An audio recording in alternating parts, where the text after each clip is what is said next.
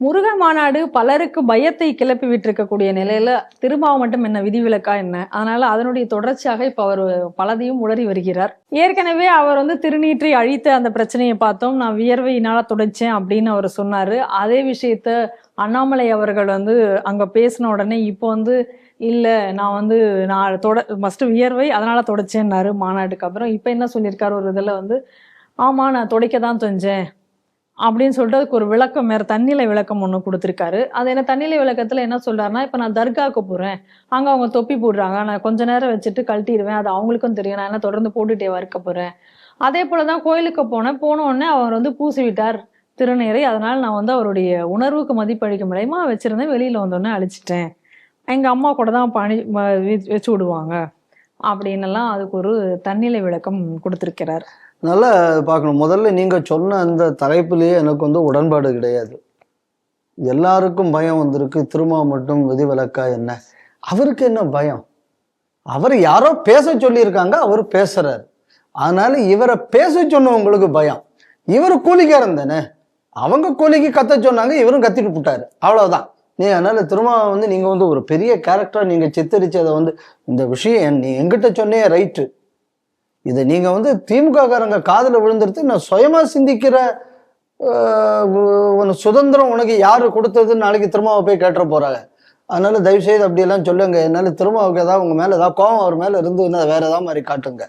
சிந்திக்கக்கூடியதுக்கு கூட அவர் அங்க கேட்கணும், அறிவாலயத்துலனா போய் சிந்திக்கலாமா? அதனால அவருக்கு பயங்கியம் இந்த மாதிரியான விஷயங்கள்லாம் கிடையாது. அவர் என்ன சிந்திக்கணும், அவர் என்ன பேசணுங்கிறது கூட அவர் எழுதி கொடுக்கறத அவர் பேசுவார். அதனால் இப்படியெல்லாம் பேசி நீங்கள் அவருக்கு பிரச்சனையை ஏற்படுத்திடாதீங்க. ரெண்டாவது என்ன அப்படின்னா, முதல்ல திரு அண்ணாமலை அவர்கள் இந்த விஷயத்தை பேசணுன்னு அவர் தன்னிலை விளக்கம் கொடுத்தார்.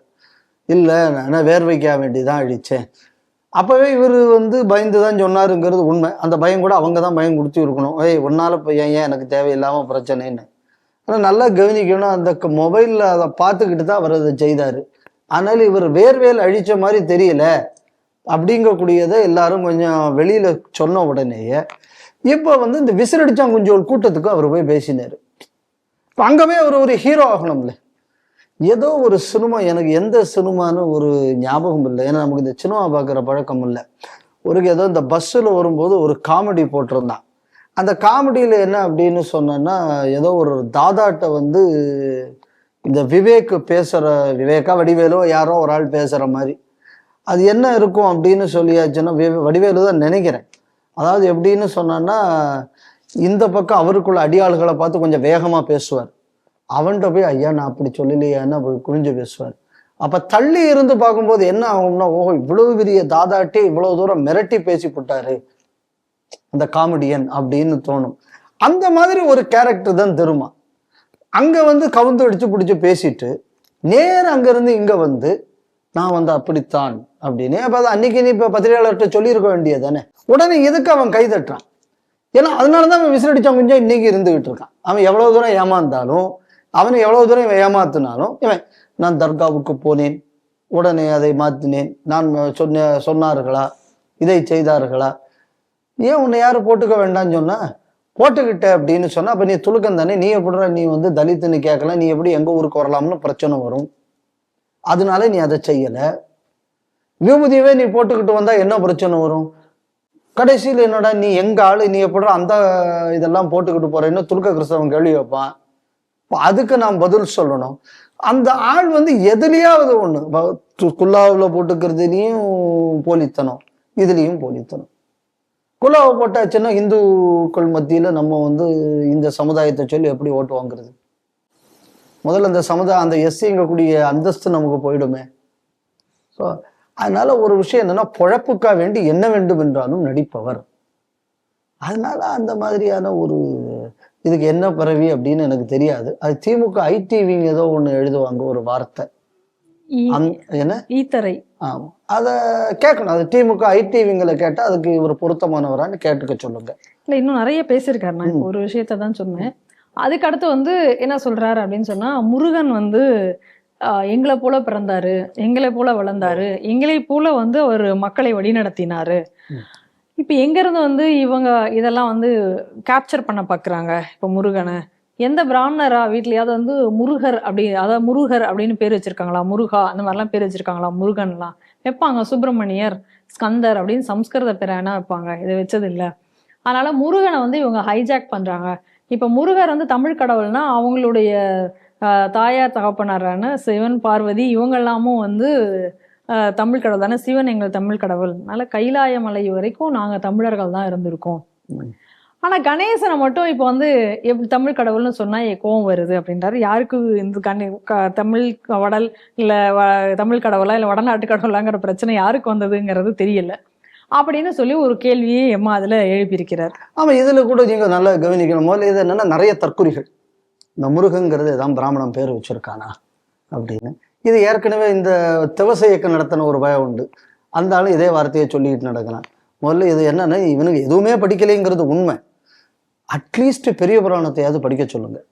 பெரிய புராணத்துல முருகநாயனார்னு ஒருத்தர் வர்றாரு. இந்த முருகநாயனார் பிராமண சமுதாயத்தை சேர்ந்தவர்னு அதுக்கு சேக்கிழார் பெருமான் அவருக்குள்ள ஜாதியை சொல்லியிருக்காரு.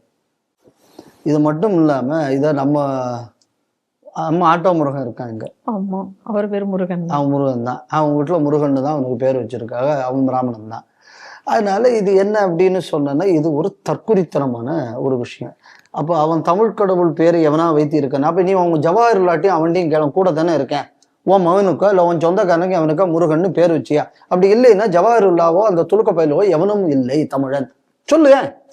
நீ ஐயருக்கு சொல்ற இல்லை. இப்ப யாரெல்லாம் முருகன் பேர் இருக்குன்னு நான் சொல்லிட்டேன். ஆதாரம் என்ன? இப்ப நான் சொல்லியாச்சுன்னா நீ சொன்னாய் உண்மைக்கு அவன் பேர் இருக்கா, இப்ப அவன் சர்டிபிகேட்டை காட்டுன்னு தமிழ்நாட்டுல 8 கோடி பேர்ட்டையும் நான் போய் காட்டிக்கிட்டு இருக்க முடியாது. பெரிய புராணங்க கூடியதுக்கு பல 100 வருஷமா இருக்கக்கூடிய நூல், கிட்டத்தட்ட 1000 வருஷத்துக்கு மேல பழமையான ஒரு நூல். இப்போ அதுல முருகன் நாயனாருங்கக்கூடிய அந்த காலத்துல இருந்து இன்னைக்கு நம்ம ஆட்டோ முருகன் வர முருகனுங்கக்கூடிய பேர் பிராமண சமுதாயத்தில் பயன்பாட்டில் இருக்கிறதுங்கிறதுக்கு இது ஒரு உதாரணம். இதே மாதிரி நீ துலுக்கப்பயல்ட்டையும் கிறிஸ்தவ பயல்ட்டையும் முருகங்கக்கூடிய பேரை வச்சிருக்கான்னு நீ காட்டு. அப்படி இல்லைன்னா இந்த 2 பயல்களும் தமிழன் இல்லைன்னு நீ சொல்லு. அதுக்கு உனக்கு பக்கு இருக்கா? ஏன்னா இந்த எந்த பயல்களுக்கும் எதுவும் தெரியாது. ஏன்னா முன்ன பின்ன படிச்சதே கிடையாது வாழ்க்கையில. அடுத்தது என்னன்னா, பிள்ளையாரு ஏன் வடநாட்டு கடவுள்னு சொல்றீங்க? சிவனும் பார்வதியும் இங்கே இல்லையா? அங்கே இந்த வர்ற கடவுளுக்கு எந்தெந்த ஊருன்னு சொல்லி ஏதாவது ஹிந்து ரேஷன் கார்டு கொடுத்தானே? இல்ல, ஒரு பயலும் கொடுக்கல. எங்களை பொறுத்தளவுல இந்த தேசம் முழுக்க உண்டு. அப்ப இதுலயே என்ன சொல்றாரு? இதுல இருந்து ஒன்று தெரிகிறது, இங்கிருந்து இமயமலை வரை தமிழே பரவி இருக்கிறது. அப்ப இமயமலை வரை இருக்கிறது ஒரு நாடுன்னு ஒத்துக்கிறீங்க. ஆமா, அப்ப ஒத்துக்கணும்ல நீ. அப்ப இந்தியா கூட்டுக்கானதான் நாடுதான், எல்லா மாநிலங்களும் சேர்ந்துதான் இந்தியாவை உருவாக்கியது. இப்ப நீ என்ன சொல்ற? இமயத்துல இருந்து குமரி வர ஒன்னா தான் இருந்திருக்குன்ட்ட. அது என்ன மொழி பேசுறான் பேசலைங்கிறது 2வது. அப்ப இது ஒரு நாடாகத்தான் இருந்ததுங்க கூடியதை ஏதாவது ஒத்துக்கோ நீ. அதையாவது ஒத்துக்கணும்ல. அதே ஒத்துக்கல மாட்டேங்கிறீங்களே. இது USA மாதிரி எல்லாம் சேர்ந்ததுதான் நீங்க தானே சொன்னீங்க. இப்ப எப்படி எல்லாம் ஒண்ணுன்னு உனக்கு தோணும்? அப்ப உனக்கு தோணும் போது ஒண்ணும், உனக்கு தோணாத நேரத்துல இன்னொன்னா. முட்டாள்தனத்தின் உச்சம். யாராவது ஒரு ஆள், நாங்க யாராவது சொன்னோமா மகாராஷ்டிரா சாமி பிள்ளையாரு, ஒரிசா சாமி சிவன், ஆந்திரா சாமி அம்பாடு, தமிழ் சாமி முருகன், அதுக்கப்புறம் ஹிந்திக்காரன் சாமி அந்த பெருமாள், நம்ம யாராவது சொன்னோமா? இல்ல, நம்ம யாருமே சொல்லலையே. எல்லாமே நீங்க தானே உண்டாக்குனீங்க. நாங்களா உண்டாக்கி நடந்தோம்? நாங்களா சொன்னோம்? அதாவது என்ன அப்படின்னா, தேவர்கள் எல்லாம் ஆரியர்கள், மத்தவன் அசுரர்கள் எல்லாம் திராவிடர்கள். ஏதாவது ஒருத்தன் சொன்னான? ஒரு ஹிந்து இதை சொல்லியிருக்கானா? கிடையாது. ஒரு ஹிந்துவும் சொல்லலையே. அப்படி தேவர்கள் எல்லாம் ஆரியர்கள்னா மருத நில கடவுள் இந்திரன். அவன் மருத நிலம் என்ன வடக்கையா இருந்து? அவ தெற்க மருத நிலமே இல்லையா? நெய்தல் நிலம் தெற்கவே இல்லையா? அங்கதான் இருந்துச்சா? மேக்சிமம் நெய்தல் நிலமே தெற்க தானே இருக்கு. அதுக்குள்ள தெய்வம் வருணன். அப்ப அவன் தேவர்கள்ல வருவான். இது 2ஐயும் சொன்னது தொல்காப்பியம். அப்ப தொல்காப்பியரும் என்ன வந்தேரியா? அப்ப யாருதான் இந்த நாட்டோட சொந்தமா இருக்கக்கூடியவன்? இந்திரனை பத்தி திருக்குறள், அதுக்கு 17 கீழ்கணக்கு நூல், மேல்கணக்கு நூல்களே எவ்வளவு இடத்துல குறிப்பு வருது. அப்ப எந்த மண்ணாங்கட்டையும் தெரியாது. பிரிவினை அரசியல் தெரியும். இந்த பிரிவினை அரசியல் ஏன் இங்க எடுபடுது? எனக்கு ஒரு தமிழனுக்கு தமிழ் தெரியாது. ஏன்னா 67க்கு அப்புறம் ஒட்டு மொத்தமா தமிழே தெரியாத மாதிரி தமிழ்நாட்டில் இருப்பவர்களை மூடர்களாக்கி விட்டது திராவிடம். கேட்டா நாங்க தான் தமிழை வளர்த்தோம்னா, எவனாவது இந்த மாதிரி நீங்க இதே மாதிரியாக முட்டாள்தனமா மகாராஷ்டிரால போயோ, கர்நாடகால போயோ, கேரளாலேயோ, ஆந்திராலேயோ போய் எவனாவது ஒருத்தன் பேச முடியுமா?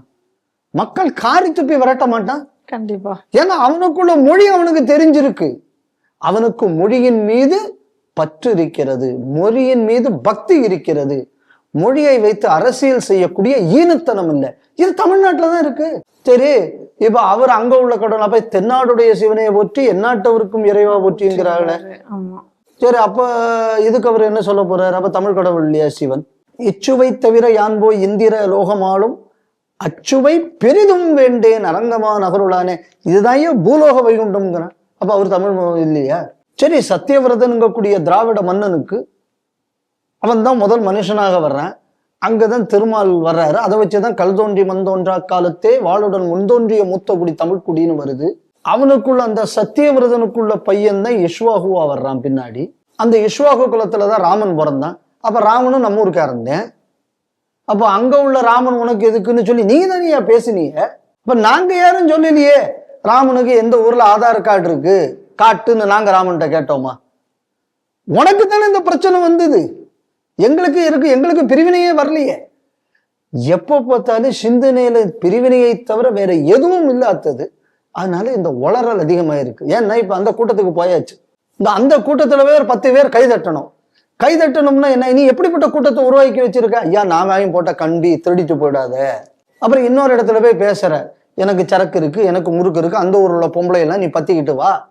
சோ பொறுக்கி கூட்டத்தை உருவாக்கி விட்டுருக்காங்க. அந்த பொறுக்கி கூட்டத்தின் தலைவன் எப்படி பொறுக்கியா பேசினதுன்னா பொறுக்கி கூட்டத்துல இருக்கிற அக்செப்டன்ஸ் இருக்கும். அப்ப அந்த கூட்டத்துக்கு பேசணும்னா அதுக்காக வேண்டி என்ன வேணாலும் பேசலாம் தான். நான் என்ன சொல்றேன், இந்த பொறுக்கித்தனத்தை பேசி உன் கூட்டம் பிடித்தேன். எதுக்கு தேவையே இல்லாம இன்னொரு மதத்தையோ, ஏன்னா உங்களை பொறுத்தளவில் இது அந்நிய மதம், நான் ஹிந்துலேன்னு அவர் தான் சொல்லிட்டு இருக்காரு. நீ ஏன் இதை பிடிச்சி எடுக்கிற? அப்ப இந்த கேள்விக்கெல்லாம் பதில் சொல்லணும்ல. எல்லா இடமும் இங்க வரும் அங்க வர தமிழை தான் நாடு முழுக்க இருந்தது. அப்ப நாடு முழுக்கன்னு சொல்லும் போது இதுதான். அப்ப பாரதம் ஒரு நாடு ஒத்துக்கோ, யுனைடெட் ஸ்டேட்ஸ் ஆஃப் இந்தியான்னு சொல்லாதே, ஒன்றியம்னு சொல்லாதே. அப்ப எதுலயாவது ஒன்றுல ஒரு கன்விக்ஷன் இருக்கணும்ல. அப்ப இதுலயும் கன்விக்ஷன் இல்லை அதுலயும் கன்விக்ஷன் இல்லை அப்படின்னு சொன்னா என்ன அர்த்தம்?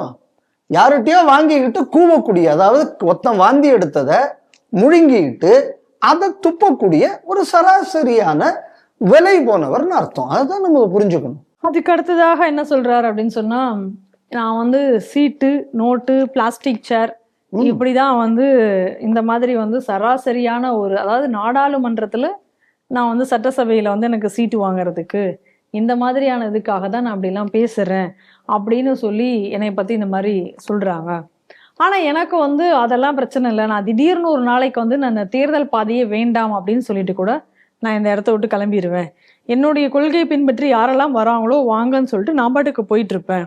அப்புறம் என்ன சொல்றாங்க, பிளாஸ்டிக் சேர் தான் கொடுக்குறாங்க, சோஃபா இல்லை அப்படின்னு எல்லாம் சொல்றாங்க. என்னை பொறுத்த வரைக்கும் பிளாஸ்டிக் சேரு சோஃபா எல்லாம் ஒண்ணுதான் அப்படின்னு, அதனால இது இந்த மாதிரி சொல்லியிருக்காரு. beggars cannot be choosers. அதனால நீ எனக்கு சோஃபா போடுன்னு சொன்னா கூட ஒருவேளும் போட போறது இல்லை. ஏன்னா நான் பிச்சைக்காரன் தான், நான் இவரை பத்தி எல்லாம் சொல்ல வேண்டிய அவசியம் இல்லை. ஏன்னா அது அவரே தான் சொல்லியிருக்காரு.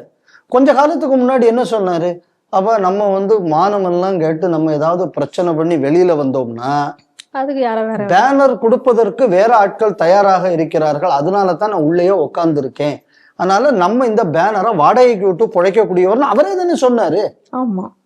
அதனால இவருக்கு எப்படி ஹி இஸ் எ பெக்கர், ஏன்னா நீ பேனரை வாடகைக்கு விட்டுருக்கேன்னு இவரே தான் சொல்லியிருக்காரு. இது வேற யாரும் இதுல சொல்ல வேண்டிய அவசியம் இல்லை. இன்னொன்னு என்ன அப்படின்னு சொன்னா, எனக்கு எல்லாமே ஒன்றுதான். இதெல்லாம் சரி, இதெல்லாம் மானமுள்ளவங்கள பேசணும். சரி, நான் அரசியலே வேண்டாம் வெளியில போறேன் அப்படின்னு சொன்னா ரவிக்குமார் தனியா அந்த கட்சியை நடத்திட்டு போயிடுவாரு, அவரும் வன்னியரசும். ஒரு பின்னாடி யாரு போவா? சரி, எனக்கு இந்த பாதை வேண்டாம், நான் தனியாக பாதைக்கு போக போகிறேன் இப்படி சொல்றதுக்கு இவருக்கு வேற யாராவது காசு கொடுத்து போச்சோன்னா தானே இவரே போவாரு. ஆமா. ஏன்னா இவர் அவ்வளவு தூரம் கொள்கையை பத்தி பேசுறாருல. நான் என் கேள்வி என்னன்னா, நீ அவ்வளவு தூரம் இவருக்கு கொள்கைதான் முக்கியம் அப்படின்னு சொன்னா, பெரியபட்டினத்துல துணுக்கம் சொன்னான்னா அம்பேத்கர் சிலையை மாத்துறதுக்கு லெட்டர் கொடுத்தவர் தானே இவரு. ஆமா, ரைட்டு. வேங்கவேல்ல என்ன பண்ணாரு இவரு? சரி, எஸ்சிக்களுக்குள்ள நிதியை வந்த நிதியை கருணாநிதி திருப்பி விட்டார்னு சொன்ன உடனே எலெக்ஷனுக்கு முன்னாடி அம்பேத்கர் சுடர் விருது கருணாநிதியை கூப்பிட்டு கொடுத்து எந்த சமுதாயத்தை வைத்து ஓட்டு வாங்குகிறாரோ அந்த சமுதாயத்துக்கு துரோகம் பண்ணது யாரு? இவர்தான். இவர்தான். சரி, இப்போ மத்திய அரசுல இருந்து வர்ற சில பணத்தை வந்து மாநில அரசு டைவர்ட் பண்ணதாக ஒரு நோட்டீஸ் வந்து வந்திருக்கு. ஏன் இதுவரை அதை பத்தி அவர் வாய் திறந்து பேசல? சரி, சேரை பத்தி பேசுறாரு. தமிழ்நாட்டில் இது எதுக்கு நீங்க புரிஞ்சுக்கணும், இந்த திராவிட ஆட்சியில பல, இது வந்து எல்லா பேப்பர்லயும் வந்த செய்தி, நான் சொல்றது புதுசு இல்லை. பல இடங்கள்ல பஞ்சாயத்து பிரசிடண்ட், இந்த மாதிரி கவுன்சிலர், இந்த மாதிரி பொறுப்புல இருக்கக்கூடிய பட்டியலின சமுதாயத்தை சேர்ந்தவர்களுக்கு சேர்ல கூட உட்காருவதற்கு வந்து முடிய மாட்டேங்குது, அவர்கள் அனுமதிக்கப்படுவதில்லை. செய்தி வந்ததா இல்லையா? ஆமா. அப்ப தன்மானம் உள்ள தலைவனாக இருந்தா என்ன பண்ணுவான்னா, முதல்ல அங்க சேரை போட்டு உட்காருறாம்மா. இவருக்குள்ள தலைவரே எப்படி இருக்காருன்னா, நான் வேணா தரையில உட்காந்துக்கிறேன், நீ எனக்கு ஏதாவது தந்தா போதும் ஏன்னு கேட்கக்கூடிய ஒரு லெவல்ல இருந்தாச்சுன்னா இந்த சமுதாயத்துக்கு எப்படி தன்னெழுச்சி வரும்? டேய், நீக்கு என்ன கொடுக்குறாங்களோ வாங்கிட்டு போயிரு. இவரே இப்படி சொன்னா லோக்கல்ல இருக்கிற வேற கட்சிக்காரன் இவர் கட்சிக்காரனை எப்படி மதிப்பான்? இந்த கட்சி தொண்டர்கள் முதல்ல சிந்திக்கணும். அடங்கு, அத்துமீறு, எல்லாம் ரைட்டு, காசு வாங்க வர்றதானே. அப்போ அந்த சமுதாயத்தை இவர் ஒரு அடியாட்கூட்டமாக வைத்து நடத்துகிறார். இதையும் கூட ஒரு சமுதாயத்துக்கு கூட இல்ல ஒரு கட்சி தலைவர், தன்மானம் இழந்த ஒரு கட்சி தலைவர் நம்ம பார்க்க முடியாது. எனக்கு எது கொடுத்தாலும் பரவாயில்ல, நான் உட்காந்துக்கிறேன், நான் வாங்கிட்டு போறேன். இது வந்து நம்ம இந்த ரோட்ல அந்த காலத்துல பிச்சை எடுக்கிறவங்க எப்படி இருப்பாங்களோ அந்த நிலையில் இவர் பேசுகிறார். அந்த கட்சி தொண்டர்கள் சிந்திக்கணும், இப்படி நம்மளை வந்து அவமானப்படுத்துறாங்களே அப்படின்னு. ரெண்டு விஷயம் நம்ம பார்க்கணும். வள்ளுவர் சமுதாயத்தை இன்னைக்கு எஸ்சியாகத்தான் கிளாசிஃபை பண்ணி வச்சிருக்காங்க நமக்குள்ள இதுல. இந்த வள்ளுவனை தெய்வமாக கும்பிடக்கூடியது வேற சமுதாயங்கள். இந்த வரலாற்றை இன்னைக்கு வரை ஏதாவது ஒருத்தர் நம்ம சமுதாயத்துல இருக்கிறவர் தாண்டா இன்னைக்கு தமிழ் வேதம் என்பதையே கொடுத்திருக்கிறார். வைணவர்கள் சைவர்கள் வெவ்வேறவே சொன்னால் கூட இன்னைக்கு இலக்கியத்தை படிப்பவர்கள் சொல்லக்கூடியது திருக்குறளை தமிழ் வேதம்னு சொல்லக்கூடிய ஒரு வழக்கம் இருக்கு. இதை வந்து ஔவையார் பாடல்ல கூட இது தமிழ் வேதம்னு குறளை சொல்லக்கூடிய வழக்கத்தை பார்த்துருக்கோம். இது பாண்டிய மன்னனும் ஒருத்தனுக்குள்ள இதுலயும் இதே மாதிரியான ஒரு பாடல் இருக்கு, திருக்குறளுக்கு பத்தி எழுதின பாடல்கள்ல, பாயிரங்கள்ல. அப்போ இந்த வேதம்கக்கூடிய அந்தஸ்துடன் தமிழ்ல இவ்வளவு தூரம் போற்றி வணங்கப்படக்கூடியது திருக்குறள். நான் இது ரெண்டும் நான் சொல்லல, சொன்னது அந்த பாண்டிய மன்னனும் ஔவையாரும். இதை கொடுத்தது இந்த சமுதாயம். என்னைக்காவது இந்த ஒரு பெருமையை, நம்ம ஒரு ஆச்சாரிய பட்டத்தில் நம் சமுதாயம் இருந்தது, என்னைக்காவது இவர் சொல்லியிருப்பார? வள்ளுவன் தலைவன், அவன் ஆச்சாரியன், அந்த சமுதாயத்தை சேர்ந்தவன், எனக்கு சேர் கூட வேண்டாம், நான் ஒதுங்கி போ. எப்படி தலைவனா இருக்க முடியும் அந்த சமுதாயத்துக்கு? அந்த சமுதாயத்தில் இவருக்கு பின்னாடி போகக்கூடிய இந்த தொண்டர்கள் புரிஞ்சுக்கணும், சனாதனம் வள்ளுவரை எங்கே கொண்டு வைத்தது? இறைவனுக்கு நிகராக வைத்திருக்கிறது. ஆனால் அந்த சமுதாயத்துல எவனாவது கொடுக்கிற சேரை வாங்கிக்கிட்டு ஒதுங்கி போன்னு சொல்லக்கூடியவர் அதுக்கு தலைவராக இருக்கார் அப்படின்னா வெட்கப்பட வேண்டுமா வேண்டாமா? இது எல்லாத்தையும் கூட இந்த முருக மாநாட்டுக்கு நல்ல கூட்டம் வந்துருச்சான். அதனால இப்ப கோபம் வந்து முருகனுக்கு மேல அவருக்கு திரும்பிருச்சு. ஏதோ கூட சொல்லியிருக்காரு போல இருக்கு அவருக்குள்ள ஸ்பீச்ல, தமிழ்நாட்டுல முருகனை பின்பற்றுபவர்களையும் கூட ஐயப்பனை பின்பற்றுபவர்களுக்கு தான் இப்போ வந்து மவுசு கூட நிறைய பேர் இருக்காங்க. ஆமா, முருகனையும் கூட ஐயப்பனை தான் நிறைய பேர் பின்பற்றுறாங்க. இந்த அரசியலுங்கிறது சாமிக்கும் கொண்டு போயிட்டார். இப்ப தமிழ் கடவுள் முருகன் போயாச்சுப்போம். இப்ப கேரளா பக்கத்துல இருக்கக்கூடிய ஐயப்பன் பெரிய ஆளாயிட்டார். ஆனா உண்மைக்கும் ஐயப்பன் வந்து பாண்டிய நாட்டு ராஜா தான். இன்னைக்கு அந்த ஐயப்பன் கோவில்ல இருக்கிற விக்கிரகம் என்பது தமிழர்கள் தான் செய்து கொண்டு அங்க வச்சது. ஏன்னா அது ஏற்கனவே இருந்த கோவில கிறிஸ்தவனுக்கு அடிச்சு உடச்சு விட்டானுவ. காஞ்சி பெரியவர் அவர்களுக்குள்ள முயற்சியினால இப்ப நம்ம அமைச்சர் இருக்கார்ல, ஐடி மினிஸ்டர் தியாகராஜன், பழனிவேல் தியாகராஜன், இவங்க தாத்தா பிடி ராஜன் தான் அந்த விக்கிரகத்தை செய்து தமிழ்நாடு முழுக்க அதை கொண்டு போய் பல ஊர்களில் பூஜை செய்து அங்க கொண்டு பிரதிஷ்டை பண்ணாங்க. இன்னைக்கு மேல இருக்கக்கூடிய ஐயப்பன் நம்ம தமிழ்நாட்டில இருந்து வந்தது. அதனால நமக்கும் பிரச்சனை இல்லை. ஐயப்பன் தமிழா, ஐயப்பன் மலையாளமா, இல்ல ஐயப்பன் ஆந்திராவா, ஐயப்பன் கர்நாடகாவா, நமக்கு பிரச்சனை இல்லை. இதே ஐயப்பன் கோவில் பிரச்சனை வரும்போது தமிழ்நாட்டுக்காரன் எதுக்கு அங்க போகணும்னு இந்த சீமான்னு ஒருத்தர் சீறினார், ஞாபகம் இருக்கா இந்த கூட்டத்துல? அப்ப ஐயப்பன் வந்து மலையாளி ஆயிட்டார். இப்போ முருகன் இங்க தமிழ்நாட்டுல வந்து முருக மாநாட இந்து முன்னணி பேரியக்கம் நடத்தின உடனே ஐயப்ப முருகனையும் கூட பாப்புலர் ஆயிட்டார். எதுலையாவது உள்ள கன்சிஸ்டன்சி இருக்கா பாருங்க இந்த பேச்சுல. முதல்ல தமிழ் கடவுள்னு ஆரம்பிச்சாரு, அப்புறம் பாரத நாடு முழுக்க தமிழர் தான் இருந்தார், இவர் தான் எல்லா இடத்துலயும் இருந்தாருன்னாரு. அதுக்கப்புறம் இவரையும் கூட ஐயப்பன் தான் ஃபேமஸ் அப்படின்னாரு.